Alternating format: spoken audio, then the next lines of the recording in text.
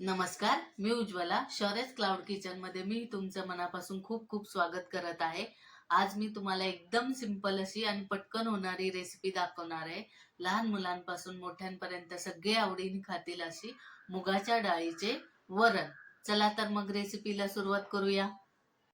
इथे मी 1 वाटी मूग डाळ घेतलेली आहे. स्वच्छ धुवून मी अर्धा तास भिजत घातलेली आहे. तुम्ही डायरेक्ट अख्खी अशी घेऊ शकता. ही परत आता स्वच्छ धुवून हे कुकरच्या डब्यात घेणार आहे. हे बघा, मूग डाळ ही कुकरच्या डब्यात घेतलेली आहे. त्याच्यात आता अर्धा ग्लास पाणी घालायचं आहे. ही डाळ मी भिजवून घेतली कारण कमी वेळेत आणि कमी गॅसमध्ये शिजते. डाळ भिजवलेली असेल तर खूप कमी वेळ लागतो आणि पटकन पण शिजते, त्यामुळे कमी गॅस जातो. आता याच्यात हे बघा, पाव चमचा हळद आणि थोडंसं हिंग घालायचं आहे. आणि हे कुकरच्या शिट्ट्या 3 शिट्ट्या करायच्या आहेत. मी ह्याच्याबरोबर भात लावते म्हणून 3 शिट्ट्या करणार आहे, नाहीतर 2 किंवा 1 शिट्टीमध्ये सुद्धा होतंय हे.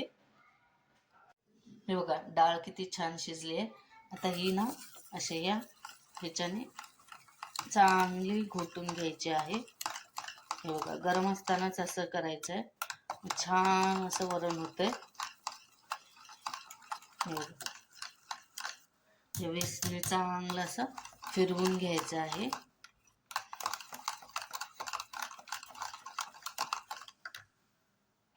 हे बघा, इथं वरण बनवण्यासाठी एक पातेलं ठेवलेलं आहे. त्याच्यात 1 चमचा तेल टाकलेलं आहे.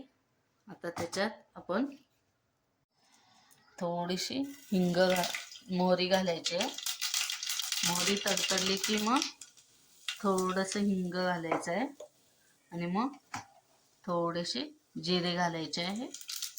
आता ह्याच्यात थोडा कढीपत्ता घालायचा आणि मग हे बघा, हिरव्या मिरच्या 2 घेतलेल्या आहेत त्या घालायच्या आहेत. हा 1 टोमॅटो बारीक चिरलेला आहे हा घालायचा आणि हा लसूण सुद्धा घालायचा आहे आणि चांगलं तेलात हे भाजून घ्यायचं आहे. हे बघा, मिरची, टोमॅटो, लसूण चांगला भाजलेला आहे. आता ही शिजवलेली डाळ ह्याच्यात सगळी ओतायची आहे.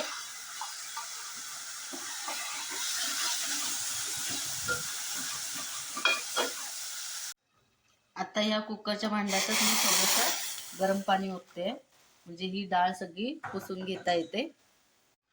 आता हे कुकरचं भांडं हे सगळं बघा असं पाणी हे सगळं ओतायचं आहे आणि चांगलं उकळी येऊ देऊ. हे बघा, वरणाला चांगली उकळी आलेली आहे. हे बघा कसं छान असं वरण झालेलं आहे. हे बघा, आता याच्यात चवीनुसार मीठ घालायचं आहे. ही कोथिंबीर बारीक चिरलेली आहे ही घालायची आहे.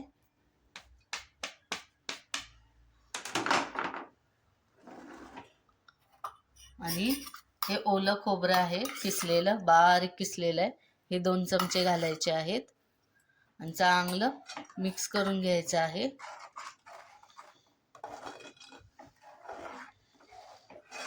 आणि 2च मिनिटं फक्त आता हे गॅसवर असं बारीक गॅसवर ठेवायचं. हे बघा, वरणाला छान अशी उकळी आलेली आहे.